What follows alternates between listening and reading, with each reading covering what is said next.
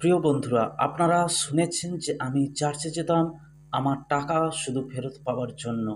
সপ্তাহের পর সপ্তাহে আমি চার্চে গেছি। আমি কোনো রবিবার বাদ দিতাম না, শুধু আমার টাকার জন্য। আমি দেখলাম এই মানুষগুলো কত চমৎকার মানুষ, কত ভালো মানুষ। আর আমরা এদেরকে অনৈতিক লোক বলতাম, কাফের বলতাম। খ্রিস্টানরা হলো পৃথিবীর সবথেকে বদমাশ লোক। আমি দেখলাম যাদেরকে আমি নাস্তিক, কাফের, অপবিত্র লোক বলেছি তারা খুব চমৎকার। আমি বললাম এই নাস্তিক অপবিত্র লোকগুলি কি অসাধারণ। তারা আত্মত্যাগ করে মুসলমানদের সাহায্য করছে। আমরা বলি তাদের স্পর্শ করো না, কিন্তু তারা শুধু আমাদের স্পর্শ করছে না, তারা আমাদের জন্য তাদের সময়, তাদের অর্থকেও বিলিয়ে দিচ্ছে। তাদের বার্তাগুলো খুব শক্তিশালী ছিল। আমি ইরানের দর্শনশাস্ত্র শেখাতাম। আমি ইরানি কবিতায় খুব আগ্রহী ছিলাম। ইরানি কবিতায় এটি তোমাকে এই পৃথিবীতে ঈশ্বরকে খোঁজ করতে উৎসাহিত করে। আমি সত্যি আমার জীবনে ঈশ্বরকে পেতে চেয়েছিলাম, কিন্তু প্রথমবার আমি তাদের বার্তা দ্বারা প্রভাবিত হয়েছিলাম। তারা বলল, আমরা ঈশ্বরের রাজ্যের অন্তর্ভুক্ত লোক, শয়তানের অধিকারে নেই। ঈশ্বর পরাক্রমশালী, তাই না? আপনি যদি প্রতিটি ধর্মের মানুষকে জিজ্ঞাসা করেন আপনার ঈশ্বর কি পরাক্রমশালী, তারা বলবে হ্যাঁ, কিন্তু তিনি কি আপনাকে বাঁচাতে সক্ষম আছেন?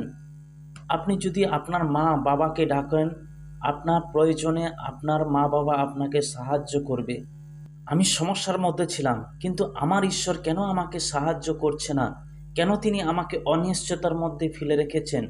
এ কেমন ঈশ্বর? তারা আমাকে বলেছিল, ঈশ্বর যদি তোমার সঙ্গে থাকেন, কে তোমার বিরুদ্ধে যেতে পারে? খুব শক্তিশালী বিষয়, তাই না? হ্যাঁ, এটা এখন কাজ করছে।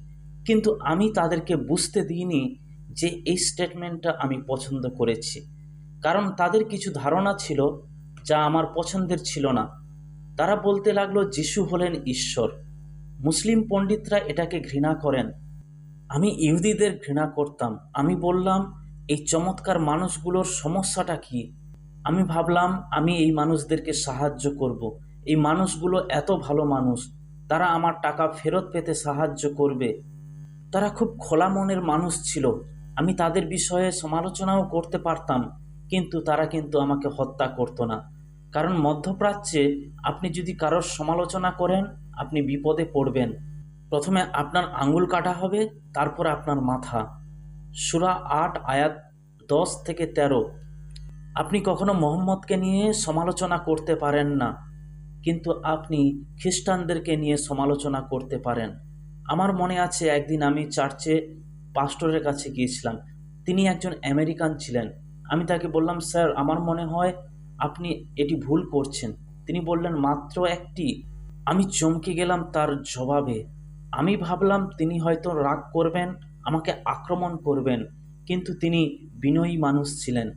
তিনি বললেন, স্যার, আমাকে মনে করিয়ে দেওয়ার জন্য আপনাকে ধন্যবাদ জানাই। তিনি বললেন, আমি এখন ঈশ্বরের কাছে ক্ষমা পেতে চাই। তিনি ঈশ্বরের কাছে প্রার্থনা করলেন। কিন্তু আশ্চর্যের জিনিস হলো, তারা আমার জীবনকে বদলেছে। জানেন, যিশুর মূল্যবোধগুলো এত শক্তিশালী। শুধু আপনাকে যিশু খ্রিস্টের একজন সাধারণ অনুসারী হতে হবে। মানুষের জীবন পরিবর্তন করার জন্য কেবল তাকে অনুসরণ করতে হবে। আমরা যখন ঈশ্বরের প্রতি সৎ এবং সরল থাকি, তখন তিনি আমাদের জীবনে আসেন, আমাদের জীবনে কাজ করেন এবং আমাদের জীবনকে পরিবর্তন করেন। এবং তিনি সেটা আমার জীবনেই করেছিলেন। আমি তাদের পরিবর্তনের কথা ভাবছিলাম, তারা আমার জীবন পরিবর্তন করে দিল। আর যিশুও অতি প্রাকৃতিকভাবে আমার জীবনে কাজ করছিলেন। এক রাতে আমি একটি স্বপ্ন দেখেছিলাম। ভূমিকম্প, চারপাশে আগুন, প্রচণ্ড বাতাস বইছে। আমি আমার বাবার বাড়িতে ছিলাম। খুব ভীতিজনক একটা পরিস্থিতি হলো।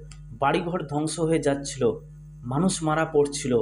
আমি ঈশ্বরকে ডাকলাম, হে ঈশ্বর, আমাকে দয়া করুন, আমাকে একা ফেলে যাবেন না। আমি ভয় পাচ্ছি, দয়া করে আমাকে সাহায্য করুন। সেই সময় একটি আলো আমার কাছে আবির্ভূত হলো। আমাকে বলল, আমি যিশু, আমি তোমাকে সাহায্য করব। তোমার বাবার বাড়ি থেকে বেরিয়ে এসো। আমি তাড়াহুড়ো করে বাইরে বেরিয়ে এলাম। বাড়িটি ধসে পড়ল। আমি জেগে উঠলাম। দেখলাম এটা একটা স্বপ্ন ছিল। আমি আর ঘুমোতে পারিনি। সেটা ছিল গভীর রাতের ঘটনা। খুব বেদনাদায়ক একটি স্বপ্ন। পরের রবিবারে আমি চার্চে গিয়েছিলাম, আর বিস্ময়কর ব্যাপার হলো সেখানে একজন প্রচার করছিলেন, আর তার বার্তার বিষয় ছিল যিশুর শিলার উপরে ঘর বাঁধুন। তার বার্তায় আমি স্বপ্নে যা দেখেছিলাম তিনি তার সবই বললেন। আমার স্বপ্নে আমি দেখেছিলাম যেখানে যিশু বলেছিলেন, তোমার বাবার বাড়ি থেকে বেরিয়ে এসো, তোমার পুরনো বাড়ি থেকে বেরিয়ে আসো, যে বাড়ি যিশু তোমার জন্য তৈরি করেছেন সেখানে এসে প্রবেশ করো। তোমার বাবার বাড়ি হলো সেই পুরনো ঐতিহ্য যা তুমি তোমার পূর্বপুরুষদের কাছ থেকে উত্তরাধিকারী সূত্রে পেয়েছ। এটা কষ্টের বাড়ি, এটা পাপের বাড়ি, এটা শত্রুতা, অজ্ঞতা, উদাসীনতার বাড়ি। প্রতিটি কষ্ট সেই বাড়ি থেকে আসছে। বেরিয়ে এসো, যে বাড়ি যিশু তোমার জন্য তৈরি করেছে সেখানে এসে বসবাস করো। আমি যিশুকে দেখেছিলাম আকাশের একটা আলোর হিসাবে। তিনি আমাকে ডাকছেন, আমার কাছে এসো, আমি তোমাকে আরো উঁচুতে স্থাপন করব। এটাই ঈশ্বরের ভিত্তি। শয়তান সেখানে পৌঁছতে পারে না। তার কাছে এসো, তাকে উপেক্ষা করো না। পুরোপুরি বিস্ময়কর, হতবাক বিষয়। আমি বললাম, এই লোকটা কি বলছে? এটা আমার স্বপ্ন ছিল। সেই দিন আমি তাদের বই পড়তে আগ্রহী হয়ে উঠলাম। তারা আমাকে নিউ টেস্টামেন্ট দিল। সেই বইটি পড়ে আমি অবাক হলাম। আমি সত্যি অবাক হয়ে গিয়েছিলাম। বাইবেল একটি অসাধারণ বই, আর আমি একজন খ্রিস্টান বলে এমনটা বলছি না, কারণ আমি অন্য সব ধর্মগ্রন্থ পড়েছি, কিন্তু বাইবেল একটি অসাধারণ বই। এটি সত্যি আমার জীবনের পুরো মাত্রাকে বদলে দিয়েছে, আমার দর্শনকে ধ্বংস করেছে এবং এই দর্শন এখন রোপণ করেছে। আমি সুসমাচারের প্রথম পাতাগুলো থেকে আবিষ্কার করলাম যে বাইবেলের ঈশ্বর হলেন একজন সম্পর্কযুক্ত ঈশ্বর, এ গড অফ রিলেশনশিপ। যিশু বলেছিলেন, ঈশ্বরের রাজ্য তোমাদের ভেতরে আছে। ঈশ্বর যদি সম্পর্ক গড়ার ঈশ্বর না হন, তবে তিনি কিভাবে তোমার ভেতরে আসতে পারেন? দার্শনিক ভাষায় একে ব্যক্তিগত ঈশ্বর বলা হয়। আমি জানতাম না যে একজন ঈশ্বর আছেন যিনি ব্যক্তিগত। সুসমাচার আমার চোখ খুলে দিয়েছিল। আমি এমন একজন ঈশ্বরের কথা জানতে পারলাম যিনি আমাকে ভালোবাসেন এবং আমার সাথে ঘনিষ্ঠ সম্পর্ক করতে চান। ঈশ্বর হলেন একটি ব্যক্তিগত সত্তা। ঈশ্বর যদি অব্যক্তিগত ঈশ্বর হন, তবে তিনি কিভাবে একটি ব্যক্তিগত সত্তা সৃষ্টি করতে পারেন? ব্যক্তিগত সত্তা সৃষ্টি করতে হলে ঈশ্বরকে ব্যক্তিগত হতে হবে। আরও অব্যক্তিগত দেবতারা নিজেদের প্রকাশ করে না। যদি কেউ নিজেকে প্রকাশ না করে, তবে তিনি কিভাবে স্পর্শ করবেন, আকার ধারণ করবেন, ধুলো নিয়ে তাতে ফুঁ দেবেন এবং এটিকে একটি জীবন্ত আত্মা দেবেন? এখন সুসমাচারে সরাসরি এই কথা বলা হচ্ছে না, কিন্তু যেহেতু আমি দর্শনশাস্ত্র পড়তাম, এটি আমার কাছে অত্যন্ত শক্তিশালী এবং আশ্চর্যজনক ছিল। তাই বাইবেল বলছে, আপনি ঈশ্বরের কাছে যেতে পারেন, আপনি ঈশ্বরের সাথে থাকতে পারেন, আপনাকে ঈশ্বর রক্ষা করতে পারে, আপনাকে ঈশ্বর অনিশ্চয়তা থেকে মুক্তি দিতে পারে। কিন্তু মুহাম্মদ অনিশ্চয়তার মধ্যে মারা গিয়েছিল। মুহাম্মদ তথাকথিত নিখুঁত ধর্মের নবী। ধর্ম যদি নিখুঁত হয়, তবে আপনি অনিশ্চয়তার মধ্যে মারা গেলেন কেন? কিন্তু এই ক্ষুদ্র দলটি বলছে ঈশ্বর আমাদের সাথে আছেন। আমি রোমিও 5 অধ্যায় পৌলের কথাগুলো পড়ছিলাম। তিনি বলছেন, একজন মানুষ এই পৃথিবীতে পাপ নিয়ে এসেছে, কিন্তু অন্যান্য ধর্মরা বলে ঈশ্বর এই জগতে পাপ নিয়ে এসেছেন। এমন কি কোনো ঈশ্বর আছেন যিনি পাপ স্পর্শ করেন না, যিনি পাপ সৃষ্টি করেন না? পৌল লিখছেন, একজন মানুষের পাপের মাধ্যমে সমস্ত মানুষ কলুষিত হয়েছিল। প্রত্যেকে পাপ করেছিল এবং মানুষের জীবন পাপে পরিপূর্ণ হয়ে গিয়েছিল। অতএব একজনের জীবনে এবং একজনের ধার্মিকতার কাজের মাধ্যমে সবাই রক্ষা পাবে, কারণ অন্য সব ধর্মে পাঠানোর মতো কোনো ধার্মিক পবিত্র আর কেউ নেই। এমনকি দেবতারাও ধার্মিক নন। যদি একজন দেবতা পাপ সৃষ্টি করেন, তবে তুমি কি সেই দেবতাকে ডাকতে পারো? তুমি কি সেই দেবতাকে একজন ধার্মিক ঈশ্বর বলে ডাকতে সক্ষম? যদি আপনি পাপ সৃষ্টি করছেন, যদি আপনি ধার্মিক নন, যদি আপনি পাপের সাথে আপোষ করছেন, তাহলে আপনি পবিত্র ধার্মিক হতে পারেন না। বাইবেল বলছে, একজন মানুষের পাপ সমস্ত মানুষকে বিপথে নিয়ে গিয়েছিল, আর একজন ধার্মিক এসেছিল তাদের উদ্ধার করতে। এটা সত্যি আমার হৃদয়কে স্পর্শ করেছিল। ঈশ্বর পবিত্র, তিনি মানুষকে রক্ষা করতে পারেন। যিশু ছিলেন একমাত্র নিষ্পাপ নিষ্কলঙ্ক, যিনি আমাদের সেই পাপের বোঝাকে দূর করতে পারতেন, আর তিনি সেটা করেছিলেন। যিশু আপনার জীবনের প্রতিটি দিক বদলে দেবেন। সুসমাচার বলে, তোমার স্ত্রীকে এমনভাবে ভালোবাসো যেমন তুমি তোমার শরীরকেও ভালোবাসো। দ্বিতীয় স্ত্রী গ্রহণ করো না, কারণ সেটা ব্যভিচার। কেবল একজনের সাথে ভালোবাসা ভাগ করে নেবে। যিশুর শিক্ষা সত্যি অসাধারণ। আমি এখন ঈশ্বরের রাজ্যে এসেছি। আমি মানুষের জন্য একটি ভালো উদাহরণ হতে পারি।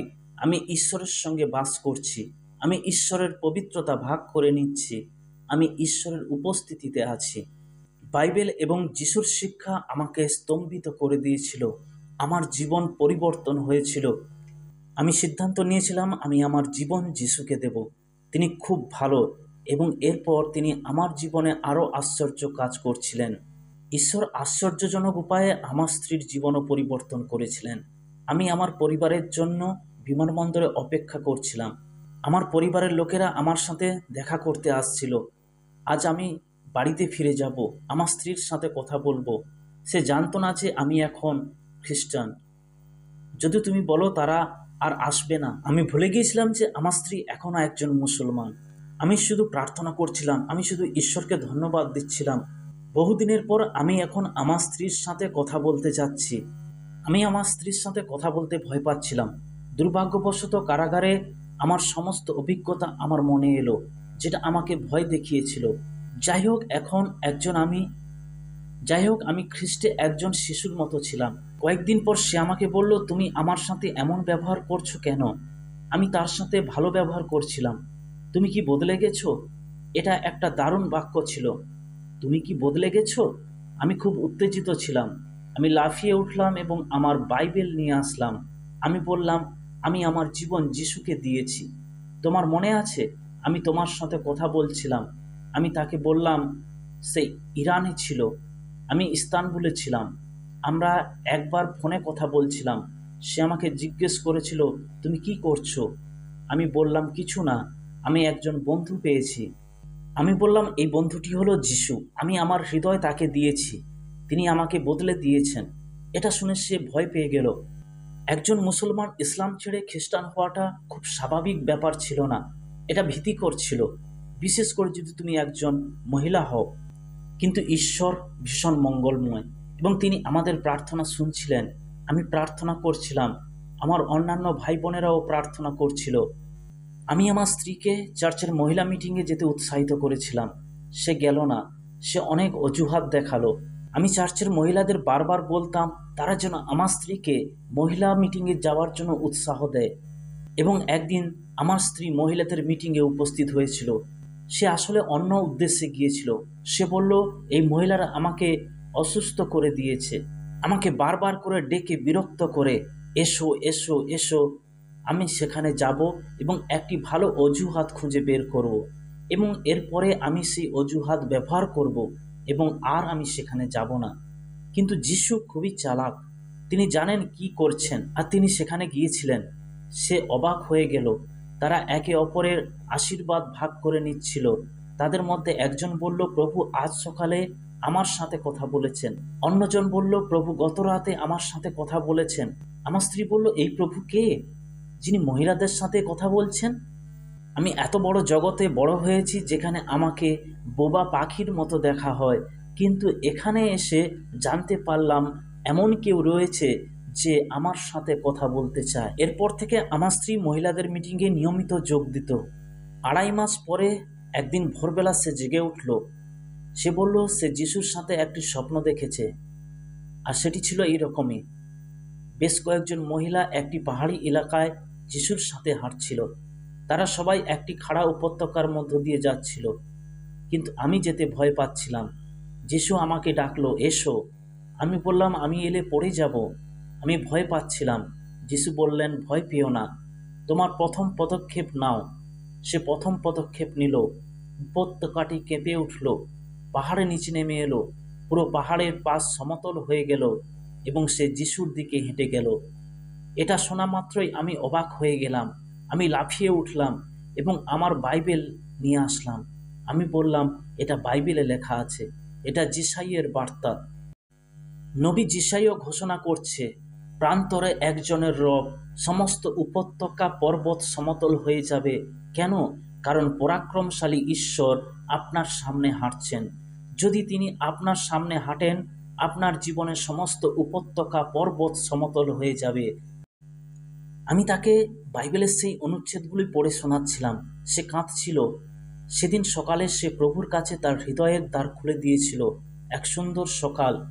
সেদিন সকালেই আমি তার কাছে আমার হৃদয় উজাড় করে দিয়েছিলাম এবং আমি তার কাছে ক্ষমা চেয়েছিলাম ইসলামের নামে করা সমস্ত ভয়ানক কাজের জন্য, যা আমি তার প্রতি করেছিলাম এবং তাকে বলেছিলাম। সেই দিন সকালে আমার জীবনে প্রথমবার আমি তাকে বলেছিলাম হানি। কারণ আমাদের প্রভু হলেন মধু। আমি তার উপস্থিতিতে খুব বিনয়ী। আমি মনে করি আমি বিশ্বের প্রতিটি মানুষের সাথে কথা বলতে পারি। যখন আমি তার উপস্থিতিতে আসি তখন আমি এত বিনয়ী অনুভব করি, কারণ তিনি খুব মিষ্টি। তিনি মধুর চেয়েও মিষ্টি। তিনি সুস্বাদু। তিনি মুখরোচক। তার বাক্য শক্তিশালী। আমাদের সত্যি তার বাক্য অনুযায়ী বাঁচা দরকার। তিনি আমাদের জীবন পরিবর্তন করেছেন। যখন আপনি জানেন আপনার পিতা কে, তিনি বিশ্বের অন্য সকলের চেয়ে পরাক্রমশালী, আপনাদের ভয় পাওয়া উচিত নয়। আপনাদের একজন যোদ্ধা হওয়া উচিত, একজন সাহসী মহিলা, একজন সাহসী পুরুষ, একজন শক্তিশালী পুরুষ। আপনাদের যীশু খ্রিস্টের ভালোবাসা নিয়ে কথা বলতে হবে। প্রভু কখনো বলেননি যাও মানুষকে হত্যা করো। কোরআন এমন একটা পুস্তক যেখানে হত্যা করার আয়াতে ভরা। আপনি গসপেলে একটিও খুঁজে পাবেন না যেখানে বলা হয়েছে যাও এবং হত্যা করো। তাই আপনি চাকরি হারানোর ভয় করবেন না, ধর্মচ্যুত হওয়ার ভয় করবেন না। যিশু বলেছেন তোমরা জগতের লবণ এবং আলো। তিনি খুব ভালো। তিনি সবসময় বলেন আমার অনুসারীরা মহান, কারণ আমি মহান। আপনার ভয় পাওয়া উচিত নয়। একজন মুসলিম আমাকে বলেছিল, স্যার, আপনার জীবন খুব শীঘ্রই শেষ হতে চলেছে। আমি বললাম, আমি তা মনে করি না। আপনি তা কিভাবে জানেন? আপনি কি ঈশ্বর? আমি তাকে উত্তর দিয়েছিলাম, আমি এমন একজন ঈশ্বরকে বিশ্বাস করি যিনি সার্বভৌম ঈশ্বর। তিনি যদি না চান কেউ আমার প্রাণ নিতে পারবে না। আমাদের তার জন্য বাঁচতে হবে এবং তাকে প্রথম অধিকার দিতে হবে। তিনি সব কিছুর চেয়ে ভালো। আমাকে আমার জীবন সঙ্গী, আমার সন্তানদের চেয়েও আমাকে বেশি ভালোবাসতে হবে। আসুন আমরা তার জন্য বাঁচি। প্রভু যীশু খ্রিস্ট আপনাদের সকলকে শক্তিশালী করুন। আপনাদের সকলের হৃদয়কে স্পর্শ করুন, যাতে আপনারা প্রভু যীশু খ্রিস্টের সাথে আপনাদের শপথ নবায়ন করতে পারেন এবং সাহসের সাথে তার পক্ষে দাঁড়াতে পারেন। ঈশ্বর আপনাদের মঙ্গল করুক। আমেন।